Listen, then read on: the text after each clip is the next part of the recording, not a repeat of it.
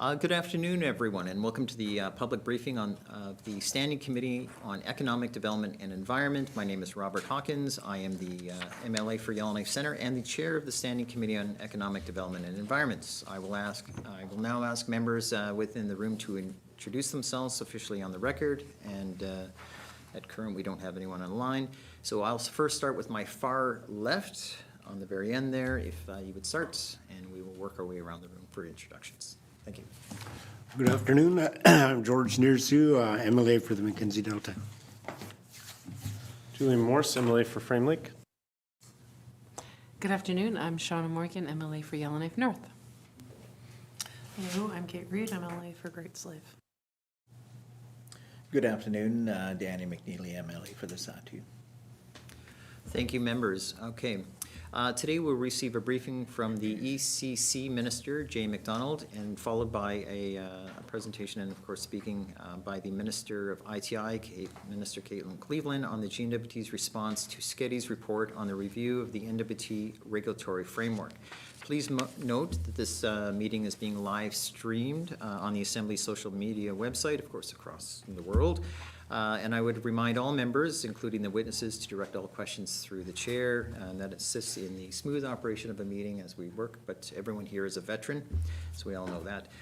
That said, I will now pass over the microphone first to Minister Macdonald, and then follow Minister Macdonald's opening remarks. I'll then proceed to Minister Cleveland for her opening remarks, and then, of course, at that point, we'll proceed with the presentation. So, Minister Macdonald, if I can call upon you first to begin the presentation, when you're ready, of course. Thank you, Mr. Chair. Good afternoon, and thank you to the Standing Committee for inviting departments to provide a briefing on the GNWT's response to the report on the review of land use permitting and water license regulatory framework in the Northwest Territories, prepared by the Standing Committee on Economic Development and Environment. SCEDE's report contained 20 recommendations for the GNWT, most of which fell under the purview of the Department of Environment and Climate Change and Industry, Tourism and Investment, but also included the Departments of Finance, Education, Culture and Employment, and Executive and Indigenous Affairs. The GNWT has fully accepted 7 of the 20 committee recommendations and has partially accepted the remaining 13 recommendations.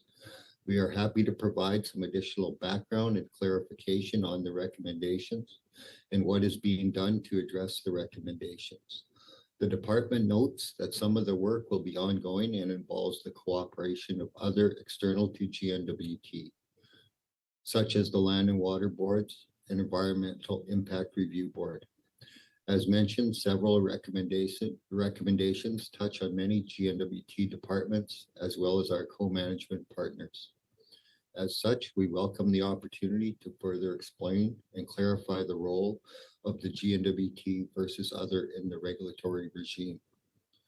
Following the presentation, we would be happy to respond to any questions from committee members. Accompanying me here today, I have Deputy Minister Robert Jenkins, Director of Regulatory and Permitting Rick Walborn, and my Ministerial Special Advisor, Dr. Joseph Levine. Thank you, Mr. Chair.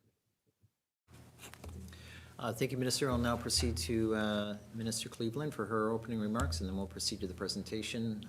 At that point, I should ask who's leading the presentation. Okay, Deputy Minister Jenkins. Okay, thank you. Minister Cleveland, if you would. Thank you very much, Mr. Chair. So echoing Minister Macdonald's remarks, I am pleased to be here along with Industry, Tourism and Investment representatives Pamela Strand as well as Menzie McEachran to discuss the GNWT's response to Committee Report 23-20(1). ITI has a role to play with respect to the Mineral Resources Act and ongoing work to implement regulations. In addition, when it comes to pathfinding and working with partners, including land and water boards and federal government departments and agencies, to explore new and improved ways to help communities, Indigenous governments, stakeholders, and proponents work within our regulatory regime.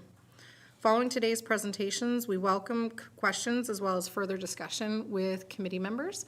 And with that, Mr. Chair, through yourself, I'd like to pass to Deputy Minister Jenkins to lead us through the presentation. Thank you, Minister.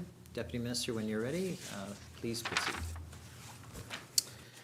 Thank you, Mr. Chair, and good afternoon, committee members. Thank you for the invitation to speak to the collaboration between our departments to help improve the regulatory process and discuss our responses to the SCEDE report recommendations.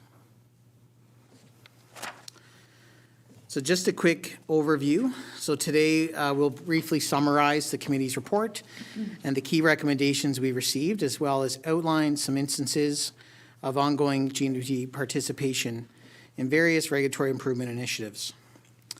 We will illustrate where these items are linked to the committee's recommendations and then summarize our responses to some of the key recommendations. The committee's report outlined 20 recommendations to the GNWT in areas targeted to improve regulatory efficiency in the NWT. Of note, while these recommendations were all addressed to the GNWT through various departments, some recommendations are also linked to both the Land and Water Boards and the Government of Canada. Accordingly, while the GNWT will work to follow up on all recommendations, there are several recommendations that fall outside of the authority or the control of the GNWT to implement or lead. We have outlined the recommendations here and we'll go through them in the presentation. Committee's request for this briefing asks that we cover all the recommendations except the two on Indigenous procurement and Indigenous secondment. So before we get into the specific recommendations, we felt it was important to highlight two key initiatives that the GNWT is active in that relate to a number of recommendations in the SCEDE report. The first is the Mackenzie Valley Operational Dialogue, or MVOD. That was created in 2020 as an opportunity to learn about the perspectives and expertise of resource co-management partners, identify common challenges, and collectively work to develop operational work plans for regulatory topics. ECC and ITI are both on the organizing committee. Indigenous governments, the mineral industry, the federal government, and the boards are also members of MVOD. There was a recommendation from SCEDE on this one regarding implementing recommendations from the committee. We note, however, that there are no specific recommendations that come out of MVOD. However, there are working groups and work plans that have commenced on various subjects such as pathfinding and capacity funding. As well, while MVOD does not undertake legislative processes, items such as the waters regulations were identified during MVOD discussions and led to separate processes to advance those items. The most recent meeting of the Mackenzie Valley Operational Dialogue occurred on October 30th, and we're waiting for a final report out of that meeting, which we expect early in 2026. The second initiative is the Northern Regulatory Initiative, and that's a federal initiative under the Critical Minerals Strategy. It aims to lift up northern regulatory regimes to help create systems that are effective, efficient, inclusive, and sustainable. It also includes funding for all three territories, $40 million over 7 years from 2023 to 2030. And the latest announcement in federal budget 2025 is for $67 million to accelerate regulatory processes and consultation capacity across the North, helping advance major projects in partnership with Indigenous governments.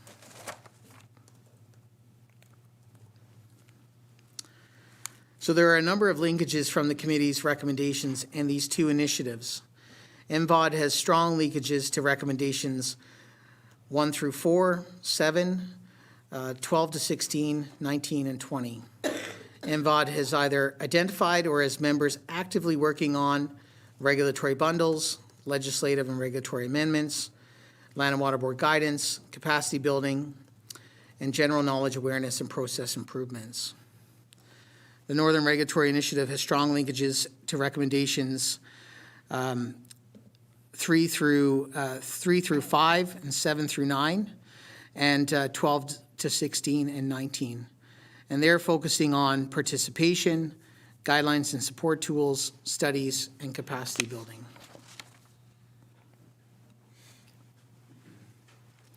So moving on to the recommendations from the SCEDE report. The first recommendation we'll speak to is recommendation number 1, which directed the GNWT to work with Land and Water Boards on permitting bundles. This work has been identified by MVOD, and the Land and Water Boards are currently advancing this item. And there was a template bundle that was released and completed in the fall with respect to mineral exploration bundle. The GNWT will continue to participate as requested with reviewing and providing input and support these and other initiatives identified through MVOD and similar processes.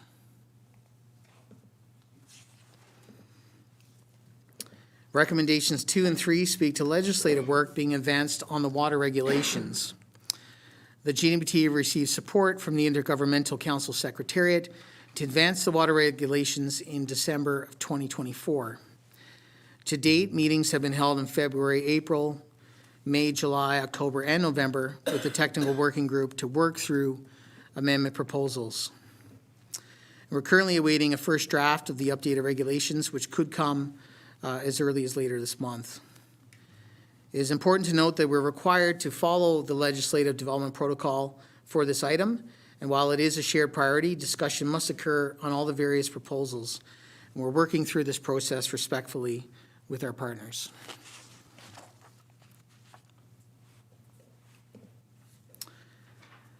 So in terms of recommendation 4, public engagement documents on the general MRA regulation policies and on benefit and socioeconomic agreements are posted and available for feedback on the GNWT Have Your Say website, with the third engagement document on transitional policies from the old to the new MRA system and on the Mineral Rights Review Board coming this month.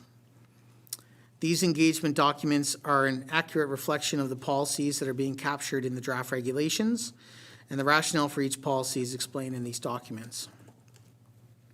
The purpose of the documents is to gather detailed feedback from the public, including industry, to inform changes to policies in the draft regulations based on discussion with the technical working group. Drafting of the regulations and reviewing them with Indigenous governments on the IGC-established technical working group is an iterative process continuing in 2026. It is iterative to allow feedback to be considered and, if appropriate, included in the draft regulations. The GNWT will continue to communicate progress on the regulations as milestones are reached, including to committee.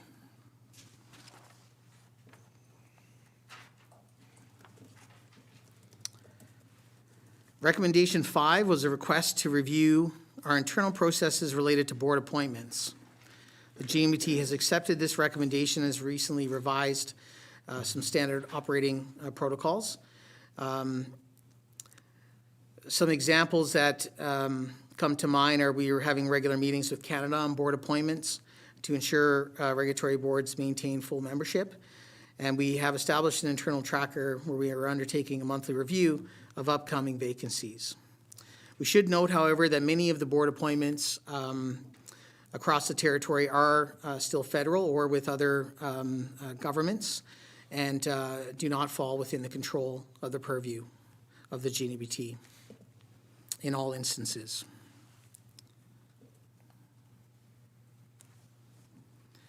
Recommendation 6 was a request to include compliance and enforcement data on the GNWT open data portal. We note that this information is already provided on land and water board registries, and we feel that that is appropriate going forward.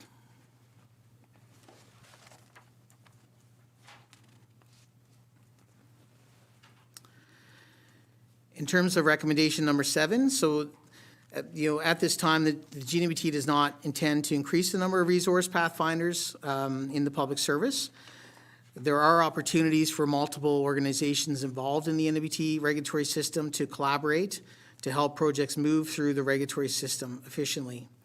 An example is the GNWT has been engaged in the work of MVERB to develop an online interactive tool to map regulatory and environmental assessment pathways for proponents.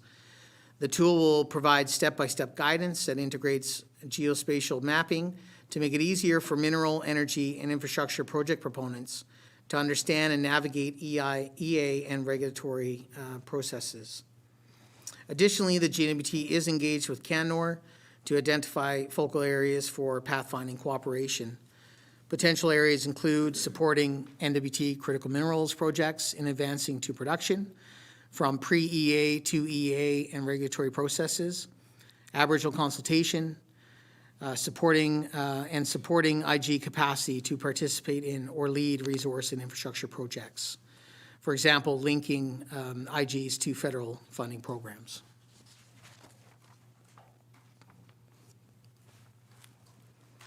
Recommendation 8 speaks to guidelines and templates. The GNWT sees ourselves in a supporting role for this item, which falls under the purview of the co-management boards. The Land and Water Boards and the Review Board conduct regular reviews of existing documents and make updates dependent on priority. We are supportive of reviewing and providing input to these initiatives via the board process, and the GNWT has and will continue to contribute staff time to various initiatives and meeting with consultants and creators to provide input to support the development of various training tools and document updates. Committee did have a specific question regarding the regulatory NEA course, and it's our understanding that this course is expected to be available in April of 2026. The federal government is covering the costs of this work through the NWT board forum.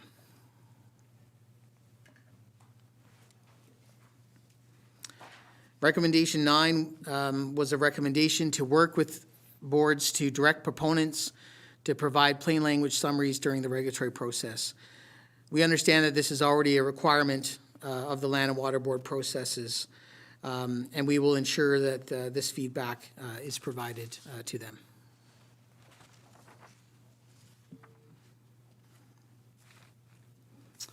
So now move forward to recommendations 12 to 16, which deal with capacity building and initiatives to support Indigenous participation in regulatory processes.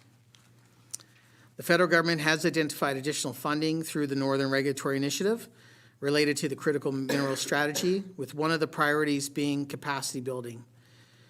The GNWT is working with Canada in this regard to identify areas to implement funding, and we have a meeting with them to discuss this coming up on the 16th of this month.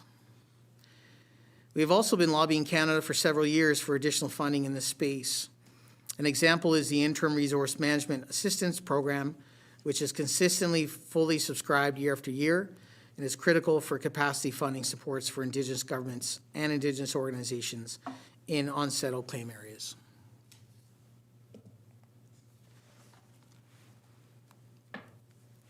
Response recommendations 17 and 18 are related to the GNWT's response to recommendations in the 2020 and 2025 NWT environmental audit. Many of these recommendations have already been completed, and the GNWT continues to work on responses to the remainder. The full details of this are included in the GNWT's recent response to the 2025 audit, which also includes responses to recommendations from the 2020 audit and previous audits that may be outstanding. In our response, we attempted to clearly provide where recommendations may or may not be within the authority of the GNWT, where items have already been addressed, or where items may fall under other initiatives. For example, several of the environmental audit recommendations are similar to items being discussed via MVOD and with this committee's report, such as updating of the water regulations and the need for increased capacity funding.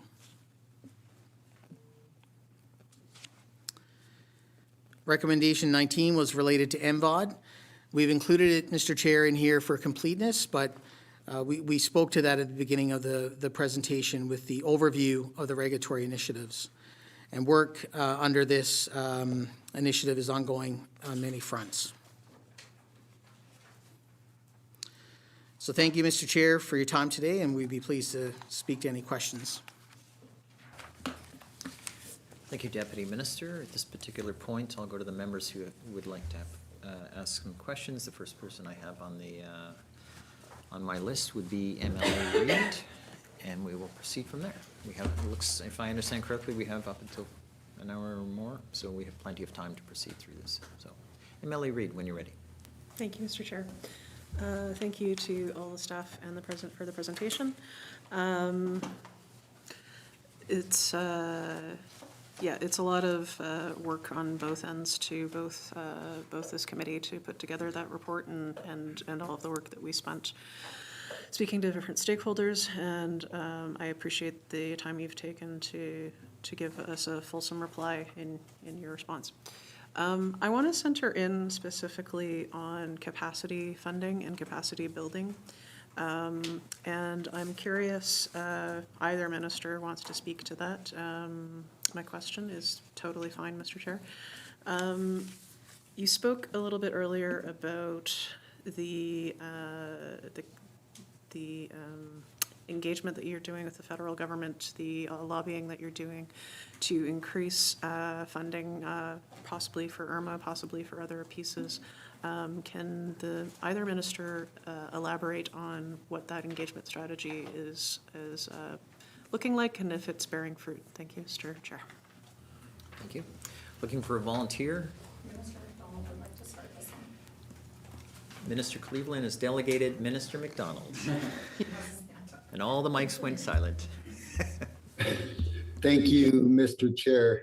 And thank you for the question, MLA Reid.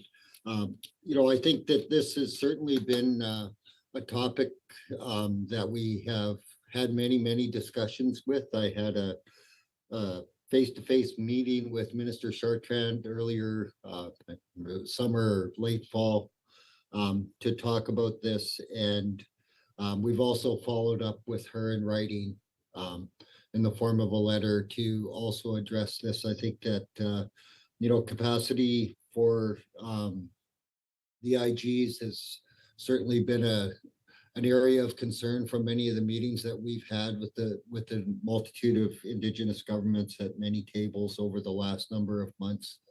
And with the $67 million that Canada has put forward, we're not sure exactly what that funding is going to look like as it rolls out. But we're hoping that there will be some ability to provide capacity not only to the IGs, but to the boards as well as we move forward. And hopefully that will speed up some of the processes by way of addressing the capacity challenges.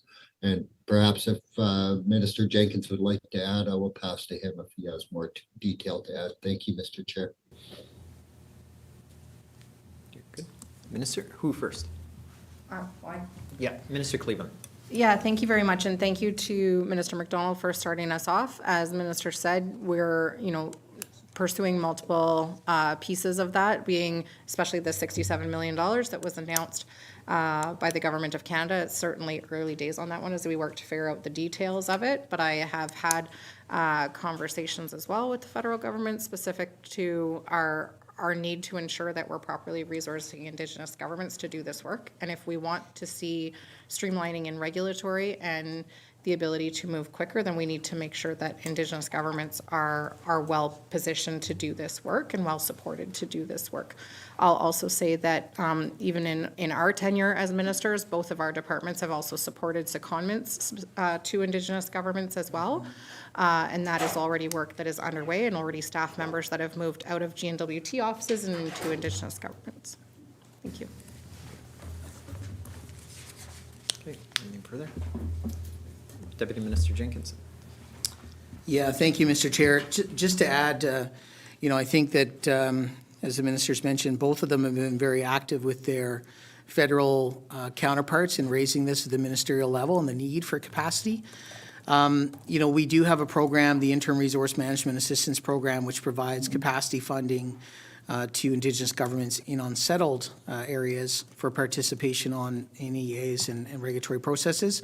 It's fully subscribed every year, and it's something where we could, we're looking forward to our conversations with Canada at the officials level, because this is a program that exists, it's a program that people know, it's a program that we already administer, and there could be an opportunity to really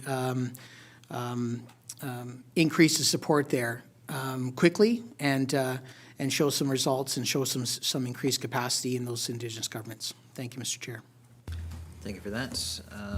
MLA Reid, do you have anything further? And followed by Ms. Reid, we will then go to Mr. McNeely. So MLA Reid, when you're ready. Thank you, Mr. Chair.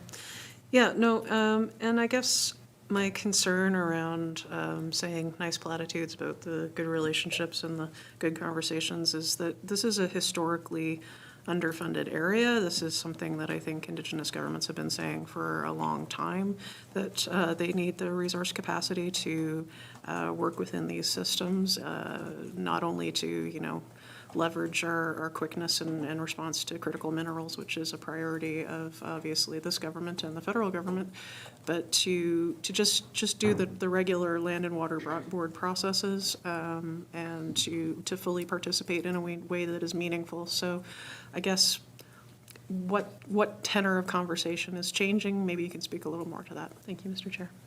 Thank you for that. Mr. Cleveland. Thank you very much, Mr. Chair.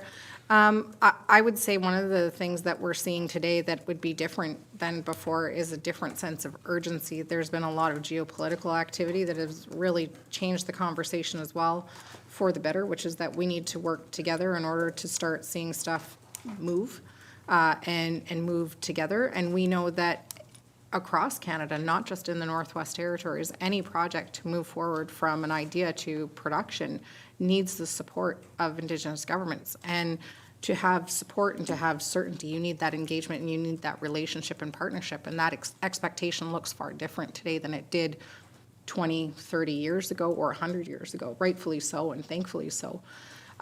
So I'd say at this point, the timing is right in order to meet the moment of where Canada is at and for the federal government to see the activity and the movement that it wants to see. But I'll also say that the Northwest Territories, as far as its relationships with Indigenous governments and the co-management aspect in the Northwest Territories is ahead of the rest of Canada as far as our expectation as a territory.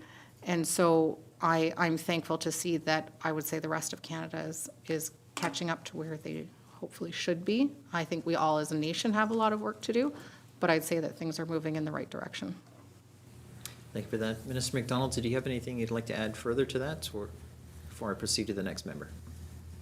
Yeah, thank you, Mr. Chair. Yeah, I just wanted to add, I think that this is really a key area, and we've had a number of discussions, at many of our tables with Indigenous governments. And one of the challenges that they continually raise is that, the need for longer, more sustainable funding over time to ensure that they can attract and retain proper staff in order to, fulfill these needs. It's challenging to get good quality staff into these positions if there's not, that certainty. So certainly something that, has been ongoing conversation with the IGs and the IOs, and, we've committed to them to do what we can to support them in that effort. Thank you, Mr. Chair.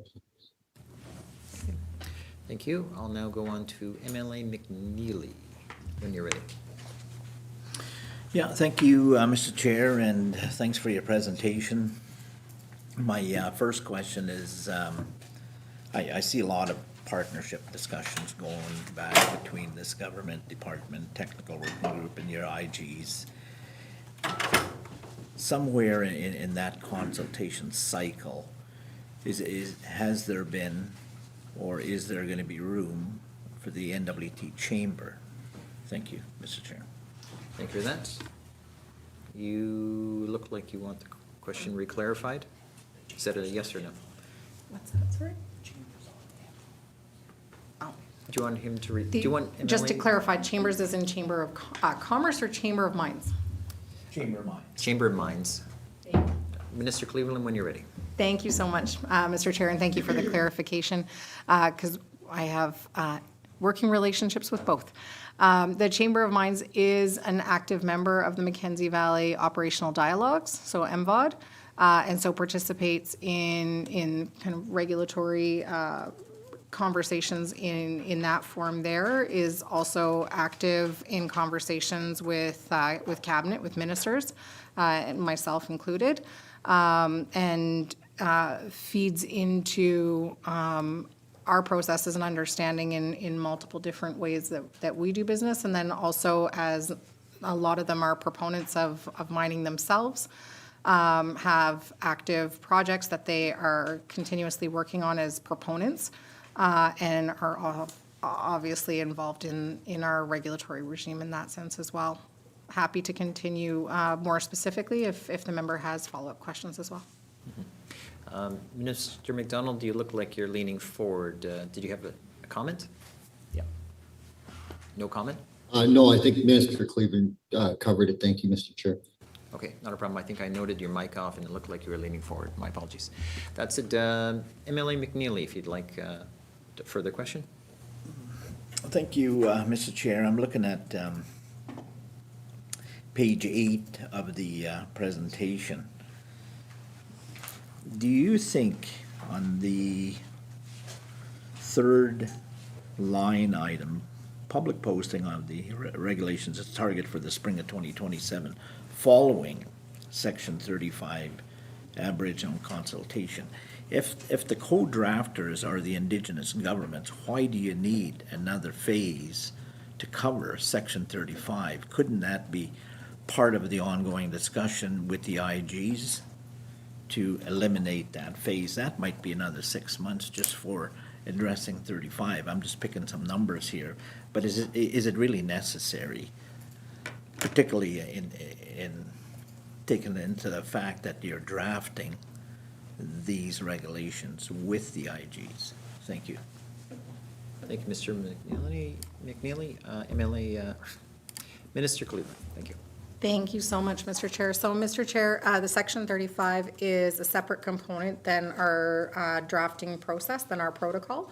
Our protocol outlines the steps that we as a team have committed to one another and that we have to take.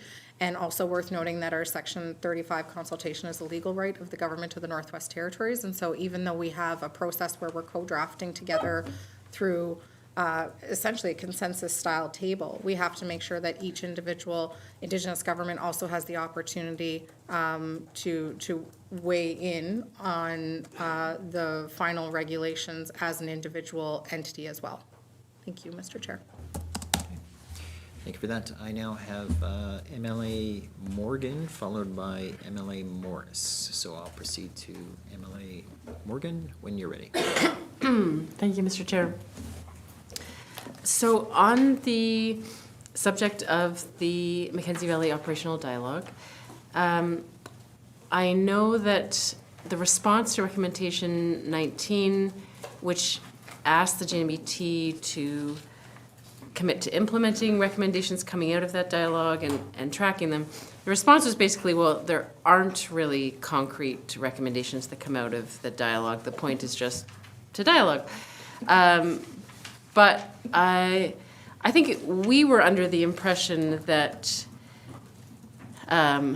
that things identified in the work plans from the operational dialogue, as well as the recommendations from the environmental audits themselves, from the past number of years, we've known about the recommendations from, for example, the 2020 environmental audit. We were under the impression that it was part of the mandate of the dialogue to try to move forward and address and make progress on those recommendations.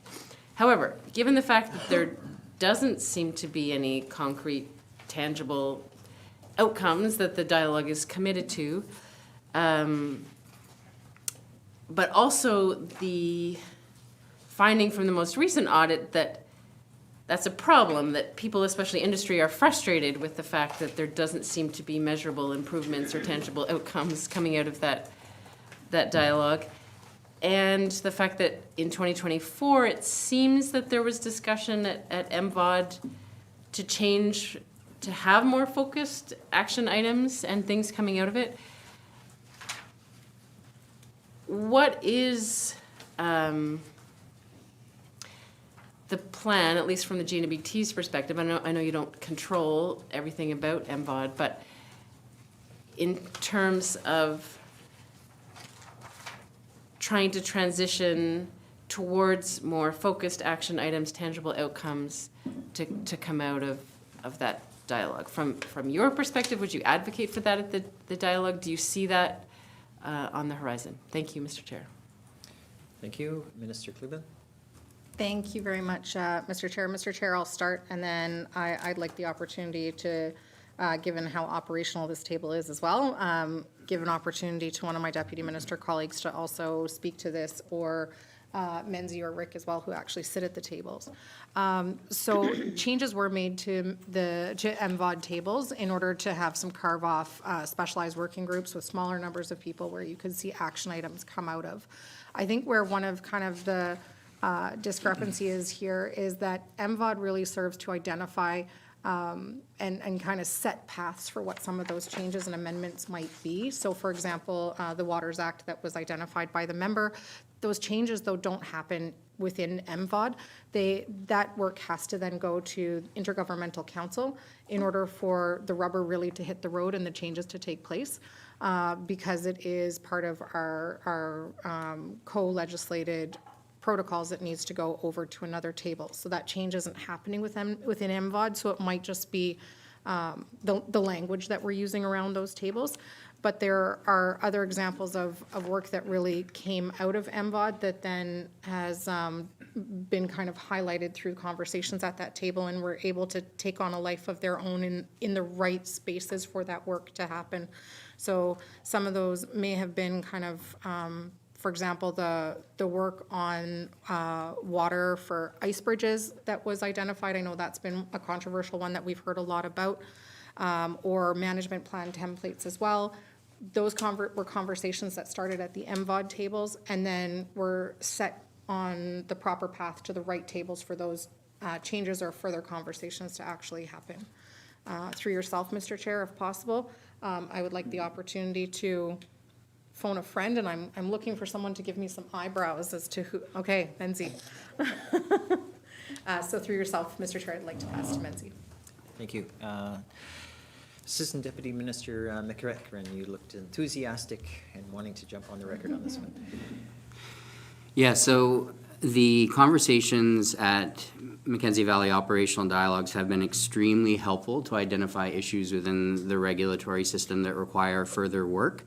Whether it's further work at a formal table that already exists, as the minister mentioned, such as work through the IGC Legislative Development Protocol, or whether it's the smaller working groups that she's identified that need to be established to get certain things done. So she mentioned briefly the mineral exploration management plan templates. This is really key. Industry's been asking for this. They want consistency of expectations and requirements for exploration projects, not just ad hoc requirements. And so these templates really kind of put things in a box, and ABC, this is what you've got to do in terms of your management plans. So far they've released a waste management plan template, a spill contingency plan template, closure and reclamation plan template. They've also improved the data and information accessible on their website. So now you can track the sort of timeline performance of various steps of projects through their dashboard, which is on the ORS. And then also underway right now is work on a regulatory pathfinding online tool so that different types of projects of different sizes can see what their regulatory pathway needs to be and who will be involved in that pathway to give a sort of a clear road for their project to navigate. So these are all examples of, tangible actions that have come out of those discussions at Mackenzie Valley Operational Dialogues, and that work will continue. It's really a fabulous forum for issues to come to light and for the appropriate actions and people that need to be involved in implementing those actions to carry through with them. Thank you, Mr. Chair. Thank you, Assistant Deputy Minister. I now go back to MLA Morgan for further, as she's ready. Thank you, Mr. Chair. So to that last point that was being made, one of the recommendations in the 2025 environmental audit was that not only that the MVOD focus on clear priorities, but include representation from more senior GNWT officials, such as assistant deputy ministers or deputy ministers, to ensure that there are the right people at the table who can have more power to affect those changes that are being discussed there. Is the GNWT prepared to implement that recommendation? Thank you, Mr. Chair. Minister Cleveland, if you could, please. Thank you very much, Mr.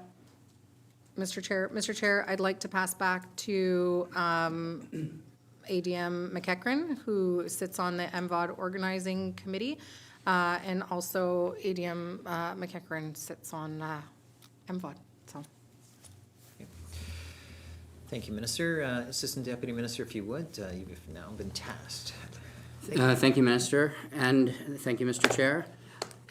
Absolutely. I sit on the MVOD Organizing Committee, as do other senior folks across the respective governments, including the federal government.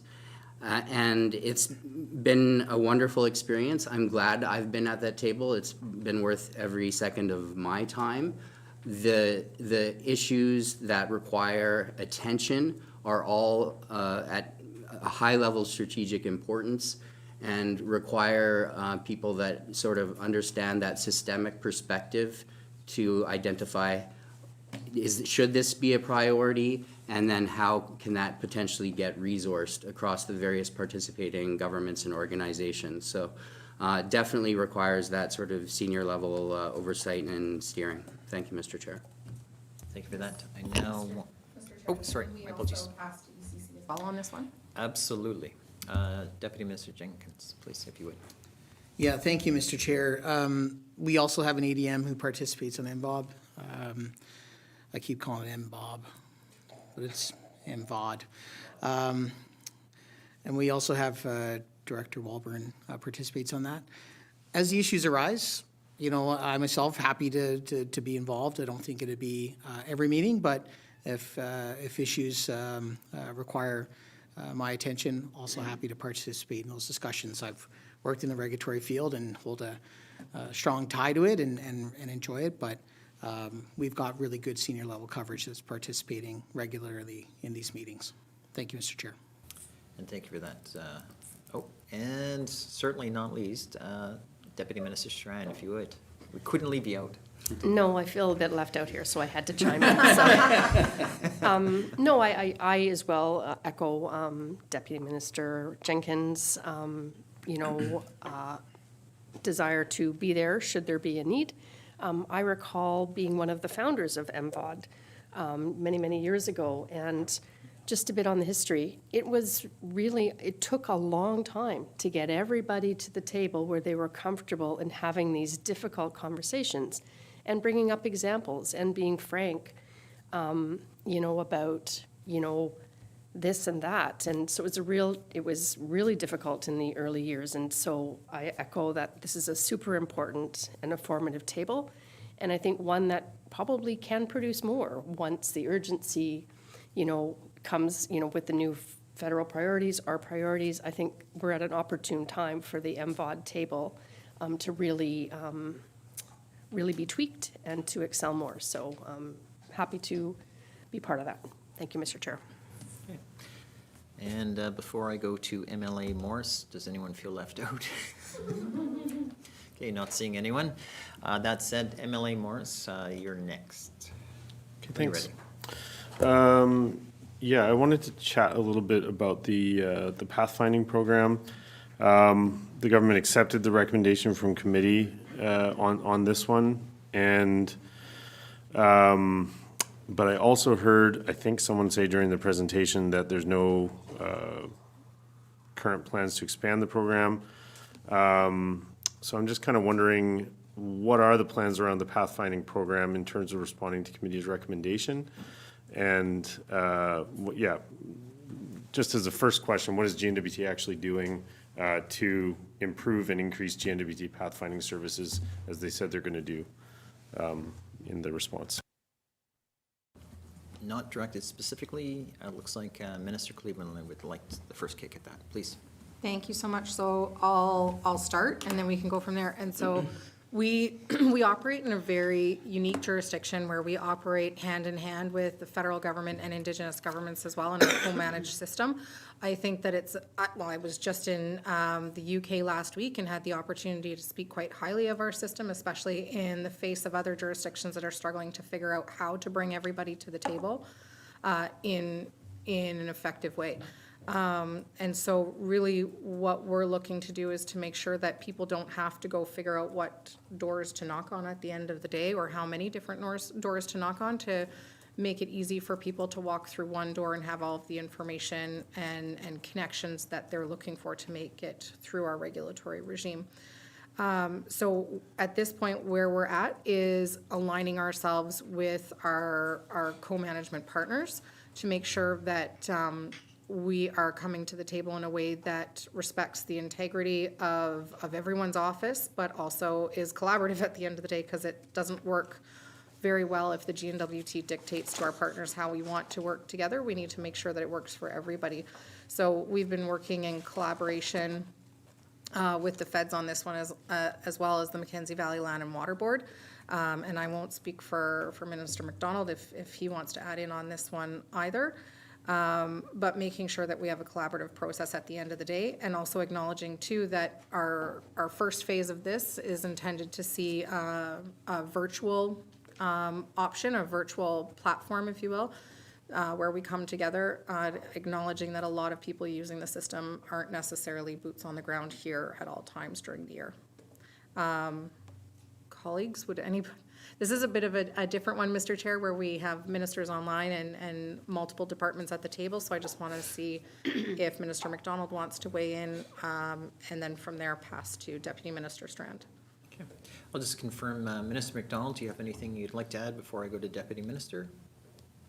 Yes, thank you, Mr. Chair. And I think, Minister Cleveland summarized it quite well. I think we've been having this conversation for a while now, and certainly are committed to ensure that, we provide the opportunity for all of our partners to contribute and come together for a collaborative approach as we move forward. I know certainly our deputy ministers have been collaborating, and our departments are working together to try and find the best path forward that works for everyone.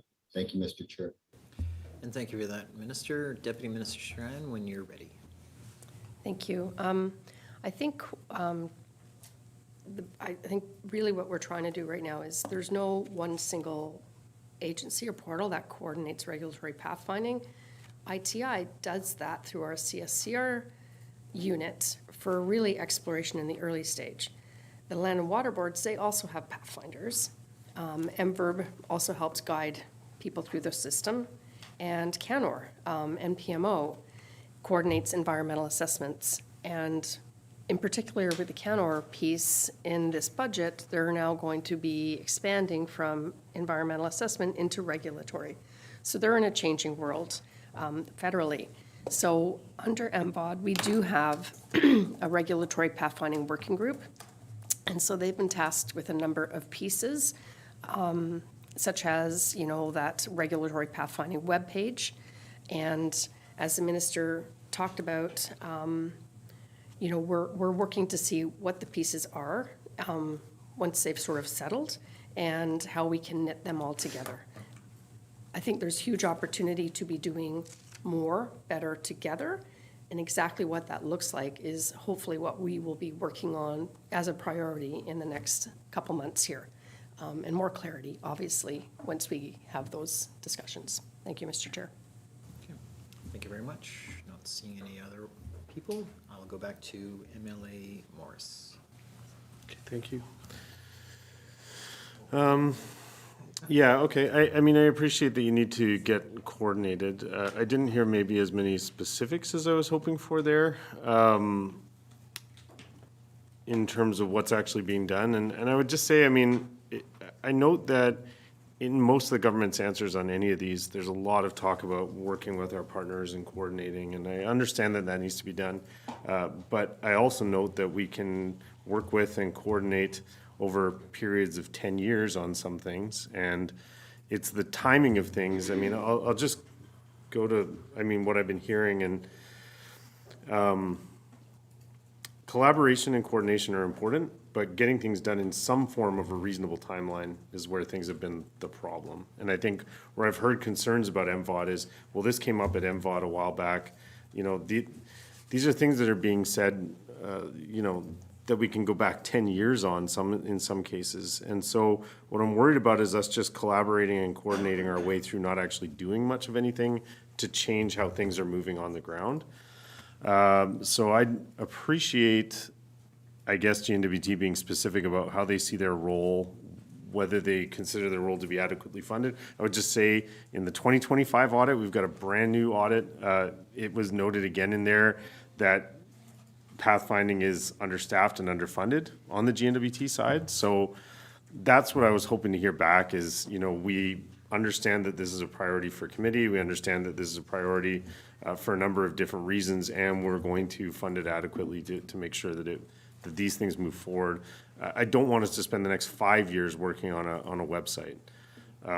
So I'd be curious to hear back some more concrete answers as to what we're doing. Thanks. Minister Cleveland, please. Thank you very much, Mr. Chair.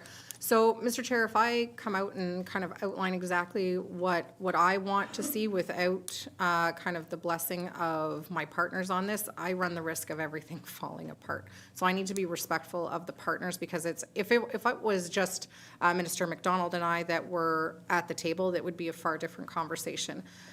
One of the crucial parts of this is we're a month out from the tabling of the federal budget, and that was a crucial part and a thing we needed to wait for in order to see what our partners would have to move forward with. And so now that there's some certainty in that respect, we're able to move forward. And so Deputy Minister Strand acknowledged, you know, within the next few months. And so we're not looking at 5 years as the member referenced. We're asking for a few months to be able to continue these collaborative conversations with our partners, because without the federal government at the table, we won't have the collaborative office that we ultimately need in order to serve proponents. And our goal here is to create something that moves our advanced projects through to production and through to success in the territory, whether that is strategic infrastructure projects or critical mineral mines. We want things to get to a place of success, so we need all of our partners at the table in order to do that. Thank you. Anything further before I go around back to the MLAs? Just to clarify, just one quick thing on MVOD before I go to Ms. Reid and Mr. McNeely.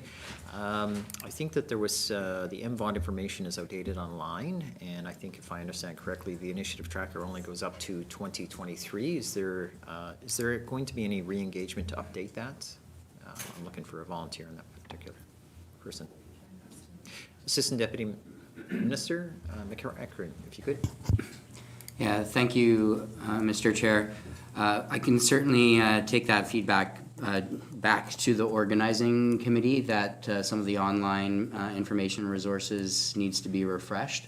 So I'll mention that as an agenda item. And there will be shortly a report on the latest virtual MVOD touchstone. The initiative can't really afford to bring everybody together super often, given how many people participate in it. It typically aims for once a year, sort of a larger in-person workshop, and then also supplementing that with a virtual touchstone sort of concept. Anyway, there will be a report coming out on the latest from that effort, and I'd imagine over the next month or so. Okay. Thank you for that. I have more, but I'll save it till later. I'll go to MLA Reid, followed by MLA McNeely. Ms. Reid, when you're ready. Thanks, Mr. Chair, and if you had another question. No. I'd like to ask a little bit about committee recommendation number 17 and the GNWT's response. That's specifically about implementing all recommendations outlined in the 2020 environmental audit. And committee asked for a comprehensive public written update and received basically a response that said, you'll see more in the 2025 audit. And so in the 2025 audit, we found that out of the 40 recommendations made in the 2020 audit report, 8 were adequate, 17 were partially implemented, 15 were outstanding, and I think 19 were carried forward. Anyway, numbers, titles, et cetera. I kind of want to focus tightly on ongoing or partially implemented. And so when committee asks, how do we get to fully implemented for all of the recommendations that are found in these audits every 5 years? How do we get to the point where they are fully implemented? What does it look like it will take to do that kind of work? Is it funding? Is it capacity? Is it priority? Can the Department of ECC provide clarity around what it will take to be fully implemented? Thank you, Mr. Chair. Thank you. Specific to ECC, Minister, would you like to take a stab at it first, or should I go to Deputy Minister? Yeah, thank you, Mr. Chair. I'll pass that to Deputy Minister Jenkins. Thank you, Mr. Chair. Okay, not a problem. Deputy Minister, if you would, please, when you're ready. Yeah, thanks, Mr. Chair. So, yeah, there were 19 of 40 recommendations from the 2020 audit that were carried forward to 2025. And of those 19, 16 were directed to the GNWT, and 8 were on regulatory improvement, 5 were on monitoring environmental trends in water, and 3 were on cumulative impact monitoring. So our responses to the 9 audit recommendations relating to regulatory improvement, there are 5 that we feel are being fulfilled. There are 2 that we feel will need a few more years. Some of these take quite a bit of time. And there's 2 that we feel that would be completed by the next audit, which is 2030. And there are 2 that we do and we have laid out in our response to the audit that we disagree and respectfully disagree in terms of things there. I think this is an independent audit, which raises a number of issues, and government is provided, and other parties are provided the opportunity to respond with that. And there may be differences of opinion, whether some of the recommendations need to be carried through or how they're carried through. But I feel that, our latest response there was most of them are either fulfilled or are being carried through and will be completed in the life of the next audit. Thank you, Mr. Chair. Thank you. MLA Reid, when you're ready for a second.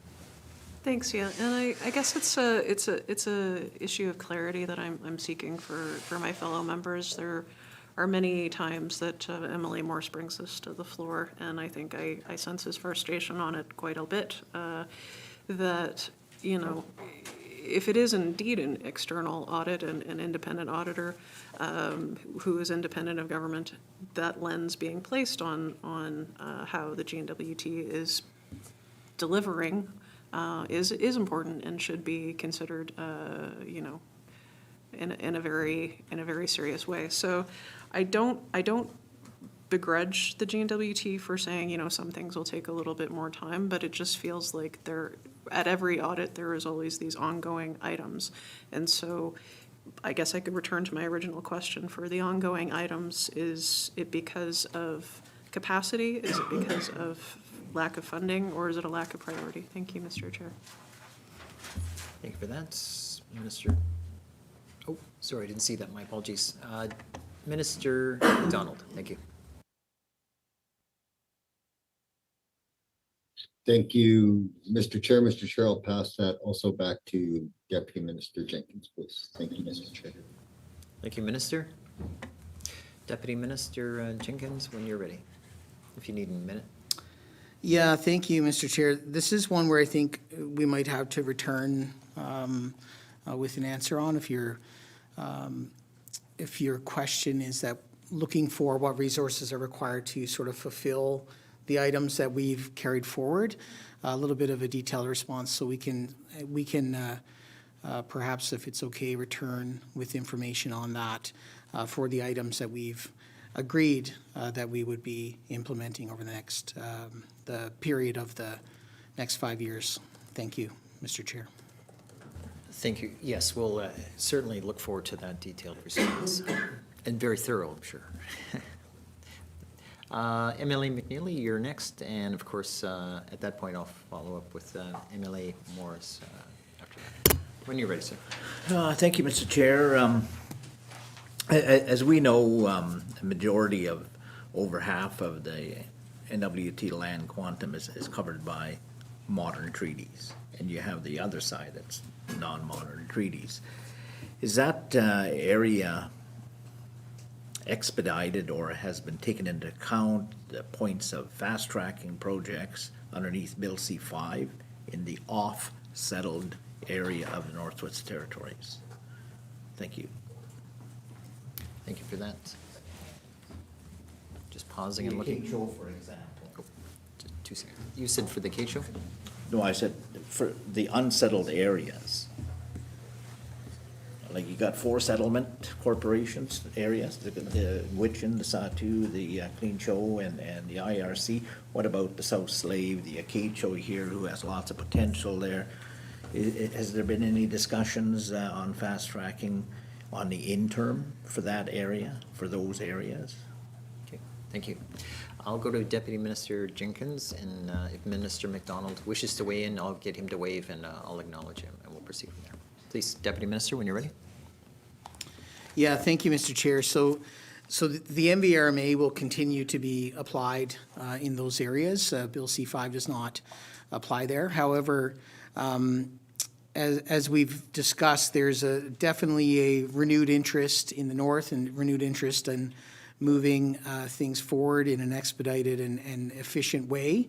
You know, we, as the GNWT, support that. Of course, we want to make sure that our regulatory system remains robust and that projects are reviewed adequately. And this is why there's sort of other announcements that are rolling out from Canada in terms of the Northern Regulatory Initiative and other things where there's funding focused on sort of bringing in efficiencies. So it's not necessarily that there will be legislative changes happening in the north, the same as what's happening in southern Canada, but there is resources that will be being put to this space. Thank you, Mr. Chair. Thank you for that. Anything further, MLA McNeely? Thanks, Mr. Chair. I'll just park those comments here. When can this committee see the draft regulations that's being worked on? Is it next year, or is it the first quarter of 2027, the last quarter? The mining regulations, the regulations we've been talking about here. MRA.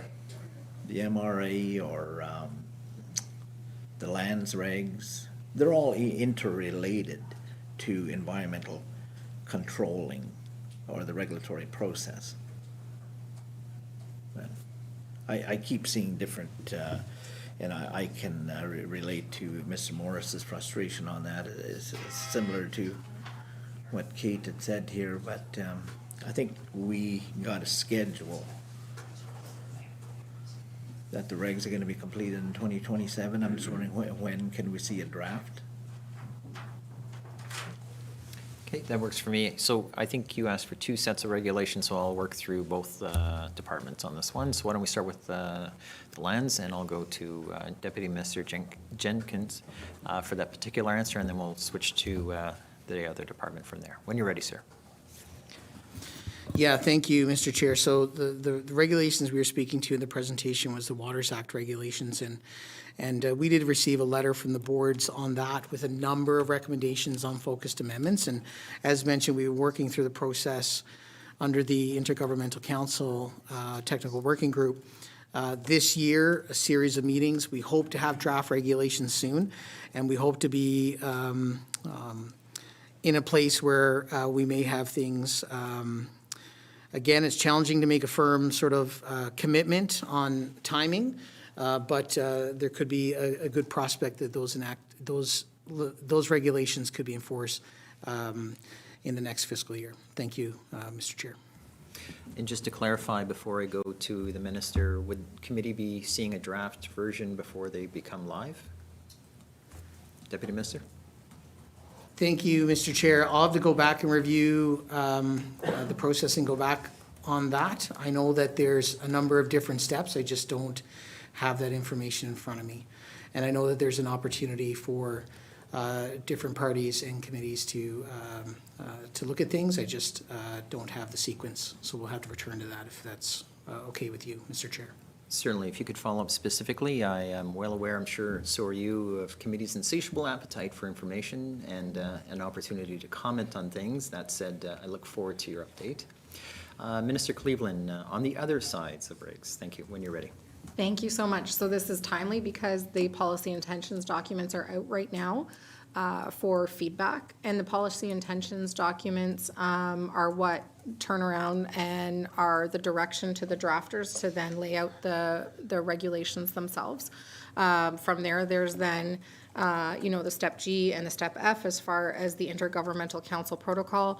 They're in the middle of that, as we discussed today as well. There's the Section 35 consultation. And then from there, we'd also have the public posting of the documents as well. So my recommendation, though, very much so, is to weigh in right now while the policy intentions documents are out there so that the feedback from committee members can be considered during the drafting process. So it's a very critical time right now for those regulations and one of our kind of final key steps in this journey to Mineral Resources Act regulations. Thank you. Thank you. And just to be clear on that, you're specifically soliciting committee's feedback earlier than later? Yes, please. Yeah. Just wanted to make sure. Did you hear all of the enthusiasm over here? Great. I was waiting for the interpretive dance. They really, sold it. No, I just want to make sure. So then maybe what we'll do is make a note to follow up with committee specific later on how we wish. So that said, I now have MLA Morse on to ask a round of questions, and then followed by MLA Morgan, and I might even slide one in about MVOD again. So, MLA Morse, when you're ready. Thank you, Mr. Chair. I just wanted to come back to the IRMA issue and maybe just push a little bit more. I'm just wondering, what are we coming to the table with in terms of skin in the game? Like, I know that we're doing a lot of work to try and convince the feds to increase the funding. Are we showing up saying we're willing to double our own? Are we considering perhaps funding this program more through our own budget, regardless of what the feds do? I'm curious how committed we are to this. Okay, thank you. Minister Cleveland? Yes, sorry, and I missed in terms of what funding bucket the member. IRMA. IRMA. IRMA. Do you need a second? Do you want to take this one? Nope. That way? Deputy Minister Jenkins, please. Yeah, thanks. Currently, right now, the budget, the core funding for this program is $1.655 million. And, I think we're really interested in that conversation we're going to have next week with Canada. And I would say that if Canada's able to fill the hole, then I would be more than happy for them to do that. And that's just coming from being fiscally responsible for the GNWT. So I think that, we'd like to have that conversation with them, really see what this $67 million could go towards. Could it help fill this void? Could it help fill others? Of course, we got to have that conversation. This is $67 million for the North. We're one of 3 territories. When things start breaking down, sometimes it doesn't sound as impressive, but there is money there, and we just haven't had the conversation to define where it goes. But they have clearly stated that capacity funding is a priority of theirs. And so this is a program that we've, again, administered for a long time. Communities and Indigenous governments are familiar with it. They're familiar with applying to it. We help them apply to it. This is another piece. The GNWT maybe does put some dollars into this, but we put a lot of staff time into this. We put a lot of in-kind support into this, and that's worth its weight in gold in some of these programs. So I think perhaps we may have more to share in the new year, but we've got a conversation with them coming up on the 16th to really talk about this funding and some of the priorities that we have. Thank you, Mr. Chair.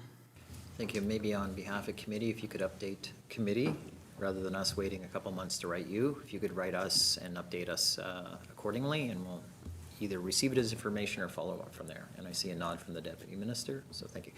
MLA Morris, please. Thanks. No, I appreciate the answer and just want to emphasize that that's, it's an area that I think has been a sticking point, and it's certainly one that I see as important. I want to turn then to a bit of a more open-ended question for you, and that is just generally, the government set a mandate to ensure regulatory systems and decision-making are consistent, efficient, and predictable. A lot of the changes that I've seen come forward have come out of either recommendations of the audit or, the board's writing. I mean, it's worth noting that with this water regs thing, this wasn't a new idea. The water regs as an issue was raised 10 years ago in an audit, and it took us 10 years to finally get around to doing it. So would just note that, again, it's the timeline of things that I think often frustrates people. It's not idea generation, but I wanted to go to the department. I mean, I haven't seen that clear of a statement from either department as to what we are actually doing and what we've identified in terms of fulfilling that mandate item. Was the idea to put the mandate item in there just to say that we want to do those things, or has the department actually identified some actions or some changes that need to take place, things that need to be resourced differently to help our regulatory system operate more efficiently or predictably? I'm just curious if there's anything that we've missed, because we've got the issues that committee identified, but is there anything coming from within departments to address issues that they see? Thanks. Mr. McDonald put his hand up, so I'm Okay, happy why to don't we- wait and let him go first, finally. Minister Macdonald, please. Thank you, Mr. Chair. Thank you for the question. I mean, I think that, figuring out what the priority areas are for improvement was sort of the first step. And I know Minister Cleveland and myself, and I won't speak for Minister Cleveland, but we've certainly, had many conversations around this area, both realizing the importance of those priority areas and ensuring that, we're trying to align our two departments and work with our co-management partners and the land and water boards, and ensuring that, as we move forward, we're doing everything that we can to streamline the process while at the same time maintaining the standards that are, that we have in the Northwest Territories, because I think that's really a key focus, and, getting things aligned so that we can make the work for industry side more in alignment, so that, we get where we need to be without necessarily using more resources or time than we want. So thank you, Mr. Chair. Thank you very, very much, Minister. Minister Cleveland, would you have a few thoughts on this particular one? Yeah, absolutely, and thank you to Minister Macdonald, and we're certainly on the same page as to, our efforts here, and we also have the full support of the Premier in this work, which is hugely beneficial as we move forward. I'd say that the kind of three key focuses from our part, from where I sit, have been our collaborative efforts with the federal government and Indigenous governments through land and water boards. So making sure that we're bringing everybody into essentially one-stop shop is going to be critical to this work and the life of this assembly. The other piece that I would say is bringing certainty to industry through regulatory improvements, whether that's through the amendments, targeted amendments being made to the Waters Act and the finalization of the Mineral Resources Act regulations as well is another key component of that, seeing that done in the life of this assembly. And then kind of an all-hands-on-deck effort as far as building capacity within Indigenous governments and making sure that they're properly resourced to do this work, and acknowledging, we can't do that work alone, and need to make sure that that we're essentially all at the table investing in that. As a GNWT and as a territorial government, we are continuing to fulfill that commitment as far as making sure that we're bringing some finances to the table, but certainly the level of financing that is required and is being asked for by Indigenous governments, we need to make sure that the federal government joins us at the table as well. Thank you. And thank you for that. And just before I go to MLA Morgan, I just want to point out that given the fact that we have so many witnesses here, which I'm really grateful for, if we could help narrow our question down to which particular minister, maybe at the beginning of where we're shooting our questions towards. It doesn't mean they'll be exclusively accept ownership of it. In other words, they may want to share it. But that would help for the remainder of our presentation time. Just we want to make sure the intended party knows they're on the hot seat and they don't miss part of the question or whatnot as respectfully intended. That said, I now have and that applies to everyone, by the way, all our committee members. The next person asking questions this round is MLA Morgan. Please, when you're ready, ma'am. Thank you, Mr. Chair.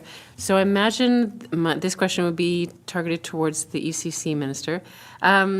We've talked about changes to, or targeted changes to the Waters Act regulations, and you've committed to bring forward a draft of that soon. However, if we step back for a second, I mean, there's been recommendations to amend the Waters Act itself, going back, I believe, to the 2015 audit. It seems like since 2015, we've kind of continually lowered our expectations of what we can accomplish since then. I mean, my understanding was that changes to the Waters Act was a priority way back in the 18th Assembly, and now we're struggling to even get a few targeted changes to the regulations done before the end of this Assembly. But there was mention in one of the responses to committee's recommendations that the targeted changes to the regs would be phase 1, and then there would be a phase 2 looking at the act itself. Is there any hope that there would actually be changes to the act itself brought forward during the life of the 20th Legislative Assembly, or is that fantasy at this point? Are we aiming for the 21st Assembly? What's the targeted timeline for amendments to the Waters Act itself? Thank you, Mr. Chair. Minister Macdonald, would you like to comment, or should we go to the Deputy Minister? Thank you, Mr. Chair. Yes, I'm happy to take that question. So, yeah, I mean, the reality was in the timeline of this assembly that reviewing the act and getting that done is not going to be our reality. Unfortunately, that's why we put forward pursuing the targeted amendments, because that did deal with some of the challenges immediately, with the intent of reviewing the act and then having to go back in phase 3 back into the regulations to make whatever changes would be required to reflect the changes in the act. Thank you, Mr. Chair. Thank you for that, Minister. MLA Morgan, if you have something further, please. Thank you, Mr. Chair. Okay, I mean, at least we have sort of a realistic sense now of the timeline. I know we're all anxious to at least see the targeted amendments to the regulations, but I just don't want us to lose sight of the broader project, as we also need to keep momentum going on the Waters Act. As a second question, and it should be quick, and I actually don't know which minister this would be directed to, but in terms of secondments, I know that the ITI minister mentioned that this was key to our capacity building strategies, and there was mention in one of the responses that we're supporting about 10 secondments right now. Can you tell us whether there's additional demand? It seems like we've maxed out our budget or funding for secondments. Do you know of lots of more organizations requesting secondments that can't get them because we don't have the budget? Are we meeting demand? Is there more demand out there that we should consider increasing the budget? Thank you, Mr. Chair. And just to be clear, I think the letter might have been in camera to committee. I don't remember it being a public letter, so the Minister of Finance. I don't recall off the top of my head. I'll get staff to clarify, and then if that's the case, we'll get the specific numbers and details in this conversation for you, and you can do a further follow-up to help. So we're looking for, I think, Minister Cleveland. Sure, I can start, and then I can see if my colleagues would like to add anything in. So within the Building Capacity and Indigenous Governments program that's supported by the Department of Finance, it is funded to support up to 10 secondments a year. So it's not necessarily that we as sister departments are supporting all of those tenants across the GNWT, that's where that funding is. I know that in one of the secondments, ITI was successful in securing some additional funding for one of them, and we were able to stack some funding together to kind of extend dollars, which is always exciting within the GNWT. And so the requests come in throughout the year. We have done our best to make sure that we're being responsive in meeting those requests, and at this time, we don't have outstanding requests that have formally come in to industry, tourism, and investments for secondments, but certainly even, in meetings having to do with tourism, for example, we have offered secondments to go either direction, where a staff member could come over to the GNWT, for a period of time to have some training and development experience, or in the opposite direction as well. So it moves in both directions, secondment opportunities. And I don't know if there's anything that either of my colleagues would like to add on that one. Not seeing No. anyone. Oh, Minister, if you'd like, Yeah. please. Thank you. We'd welcome some Yeah, comments. so, thank you, Mr. Chair. Yeah, so right now we currently have one secondment to the YKDFN, and I'm not aware of other demands that are outstanding right now, but happy to, increase that going forward if the opportunity was there. Thank you, Mr. Chair. Thank you. MLA Morgan, I'm going to throw out one more. Oh, just in case the letter, as I noted, was in the state. So we couldn't get into the specifics. That's what I was getting at. So just in case that came up. You were asking about the secondments. We were just double checking. We can't say the specifics. I was just making sure in case you wanted another follow-up on that.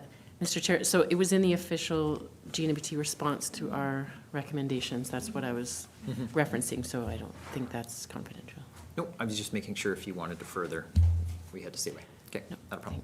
Okay, I don't have any more matters from committee members, so I'll just throw one quick one out. It's with respect to MVOD, and if I understand it correctly, it's intended to identify challenges, and of course, the working information or discussions goes up to the IGC. And so, for example, the challenges is how are they tracked and addressed? So I guess my question really is ultimately is that when issues are transferred to the IGC, those particular tables, how is that tracked and communicated? And looking for a volunteer. And that would be an ITI question, clearly, and probably a Assistant Deputy McEachran, Assistant Deputy Minister McEachran question, knowing that he sits on them. When you're ready, sir. Thank you, Mr. Chair. So, as for how MVOD tracks items that basically take an off-ramp away from MVOD to get action somewhere else, such as the work on the waters regulations amendments, those are reported on as well. There are updates from those initiatives they're called external initiatives at the MVOD meetings. And so those would be captured in the reports associated with those either virtual touchstones or workshops saying, hey, such and such a topic was a topic of discussion here. What's the update on it? Where is it at? And so that there's a way to kind of monitor or stay aware of the ongoing work associated with those initial issues and the ideas that have come from them. Thank you, Mr. Chair. And thank you for that. That was most helpful.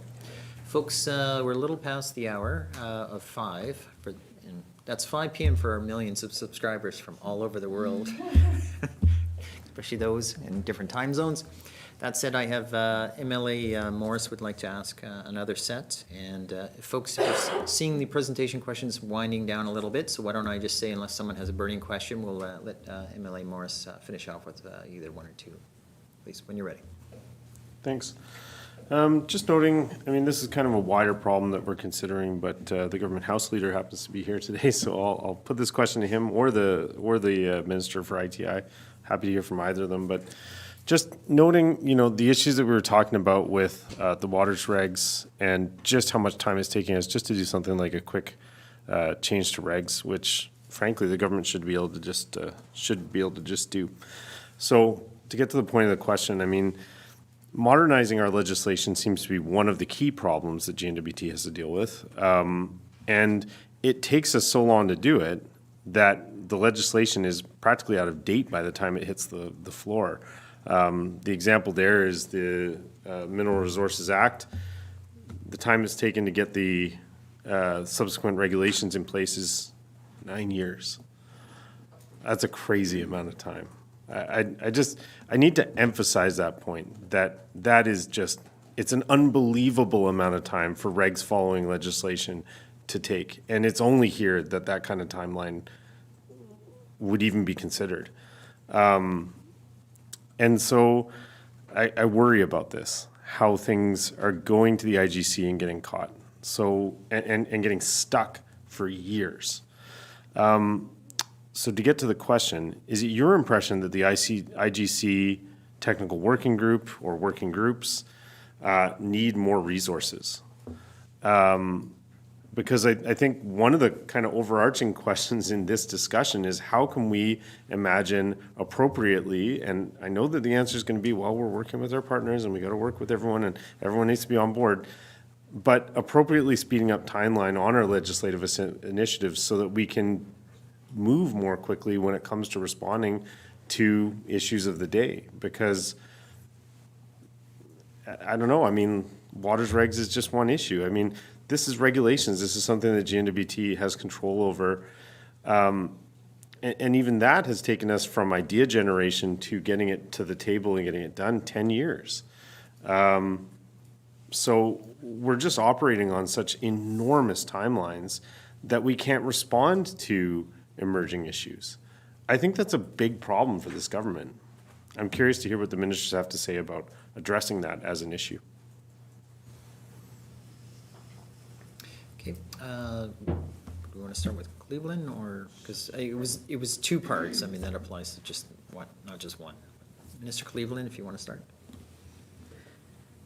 Thank you very much, Mr. Chair. So, Mr. Chair, I absolutely want to start off by acknowledging, the concerns of the MLA for Frame Lake, that, we want to make sure that we're being responsive and that we're working efficiently and effectively through this process. It is a different, like no other jurisdiction is doing co-drafting of legislation with Indigenous governments. And so certainly we are going to take longer than other jurisdictions when you have that many people at the table. It's just natural that when you've got that many people at the table, conversations take longer. And you have to make sure that at the end of the day, you are working collaboratively with your partners and that you ultimately are going at a speed that it's important that we challenge one another and that we continue to find ways to improve the process. But at the end of the day, you have to make sure that the process works for the group at the table. The protocol, the Intergovernmental Council protocol, so deciding how everybody was going to work together at that table and how they were going to move through legislation. It's my understanding that that protocol was finalized in December of 2020. And so from there, working alongside partners as far as getting through legislation, absolutely that needs to happen in an effective way. I think what was eye-opening for me was learning about how many meetings happen in a month, and also learning that the same people that are working on the Waters Act regulations are working on the Mineral Resources Act regulations, are working on the Heritage Act regulations or legislative amendments. And then now we've also introduced into the Intergovernmental Council / Council of Leaders also a working group for Education Act to make sure that we're being collaborative with our first piece of social legislation as well. Often it's the same, while it's different people from the GNWT, from Indigenous governments, it's often the same people that are working on these pieces of regulation or legislation. And these are the same people who are then fielding engagement from committee They're working on potentially drawing down of jurisdiction in different areas if they have their own self-government agreement and may have their own strategic priorities as well that they're working on. And it was very eye-opening for me to see how many days a month are dedicated to each piece of legislation at the table, and also needing to make sure that we're considering what other priorities Indigenous governments might be working on at the same time. So I hear the member. I myself have tasked one of the working groups with figuring out how to speed up some of the processes within the Intergovernmental Council protocol so that we can deliver on one of my deliverables quicker in the life of this assembly. And I am very eager to let everyone know how that conversation goes. Because I agree, we need to make sure that while we're being respectful of one another at the table, we're being responsive to the people that we individually and collectively serve in this territory. Thank you. Before I go back to MLA Morris, does anyone from ECC have any comment with respect to the moving at the speed of government, I often say? So, Deputy Minister. Oh, sorry, Minister, yes, please, by all means.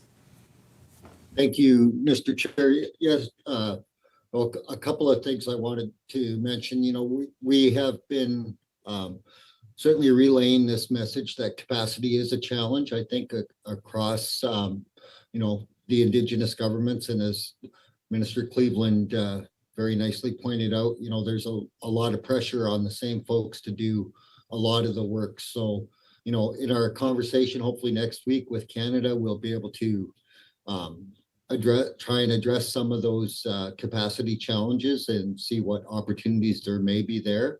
I think one of the other key pieces here is not all legislation was devolved to the territorial government. So there are tables that also require the participation of Canada. And as you know, as we go forward, that is a bigger group, again, a little more complex to get everyone to the table, and therefore, you know, increases the timeline. So yeah, that was about all I had to add for now. Thank you, Mr. Chair. And thank you for that. I'm assuming that. Nope, okay. MLA Morris, if you, nothing further? Okay. Well, that said, I'd like to provide a micro comment on that particular last question. And I often extol my frustration on this process because often we see our government moving very slow on initiatives, whether for many reasons, and it feels like we're constantly working on issues, whether they're regulations or legislation, 2 governments ago. So this government of the 20th Assembly will now be making decisions for the 22nd Assembly, and that's kind of the frustration of and when I often hear, and this is sort of, I'll get off my soapbox in a second, but when I often hear about why people don't want to vote for this government or MLAs, et cetera, they don't feel it's responsive enough in any form. And these examples, not particularly shouldered by any one person on this table, I want to stress that, but that said, that's often the frustration that they feel disconnected with issues actually being addressed in a timely way.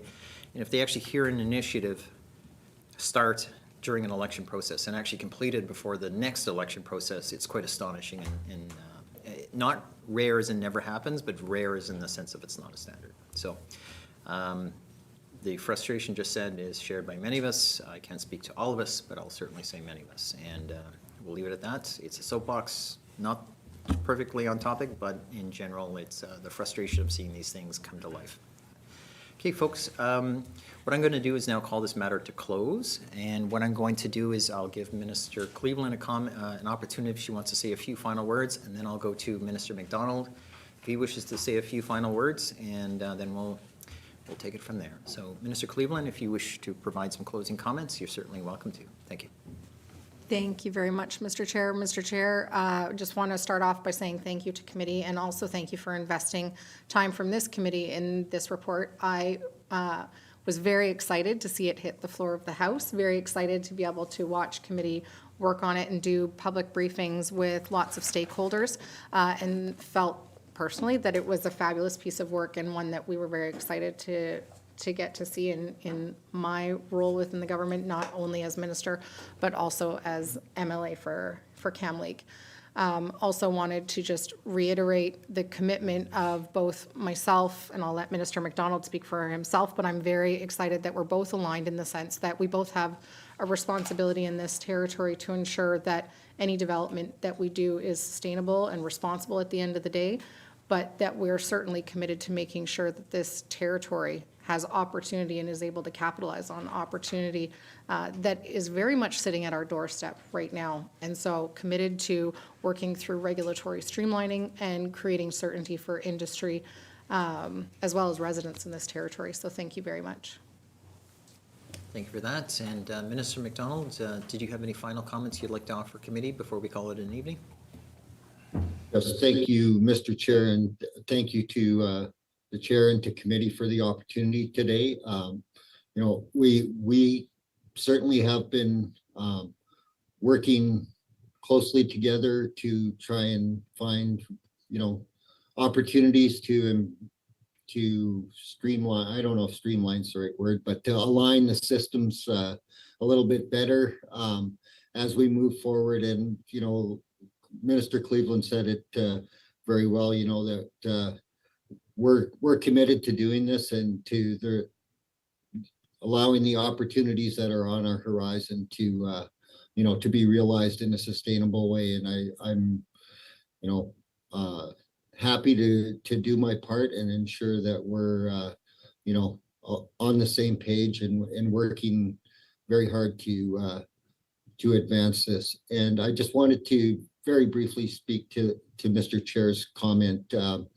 I think, you know, I'm happy to say I agree with your frustration with the timeline. I mean, certainly, you know, would like to see things move quicker, and it is definitely frustrating for the public. It's something that I hear on a regular basis, but you know, we're definitely making an effort to try and improve on that, and you know, we'll continue to do that as we move forward. Thank you, Mr. Chair. Thank you, Minister. Okay, that said, I wish to thank everyone who joined us here today, our coalition of our good folks bringing some good dialogue to the conversation. I also wish to thank our millions of subscribers around the world who tune into SCEDE's discussions all the time. And that said, this has been a very fruitful experience to discuss our report on a review of the NWT regulatory framework. At this particular time, not seeing anything further, I now would like to say that that's the conclusion, and I wish everyone a very well, and of course, Merry Christmas.